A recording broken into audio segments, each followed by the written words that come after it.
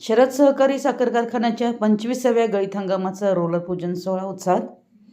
आगामी गळीत हंगाम पूर्ण क्षमतेनं आणि यशस्वीपणे पार पाडण्यासाठी शरद सहकारी साखर कारखाना प्रशासनाकडून सूक्ष्म व कार्यक्षम नियोजन सुरू आहे। कारखान्यातील तांत्रिक कामं वेगानं पूर्णत्वाकडे जात असून आधुनिक तंत्रज्ञानाचा वापर करून यंत्रसामुग्री सज्ज करण्याचं काम सुरू आहे। शेतकरी हिताला सर्वोच्च प्राधान्य देत आतापर्यंतचे सर्व गळीत हंगाम यशस्वीपणे पूर्ण केले असून यंदाच्या हंगामातही जास्तीत जास्त ऊस गाळप करण्याचं उद्दिष्ट असल्याचं प्रतिपादन शरद सहकारी साखर कारखान्याचे अध्यक्ष तथा आमदार डॉक्टर राजेंद्र पाटील यड्रावकर यांनी केलं। नरदे येथील शरद सहकारी साखर कारखान्याच्या 25व्या गळीत हंगामानिमित्त आयोजित मिल रोलर पूजन कार्यक्रमात अध्यक्षस्थानावरून ते बोलत होते।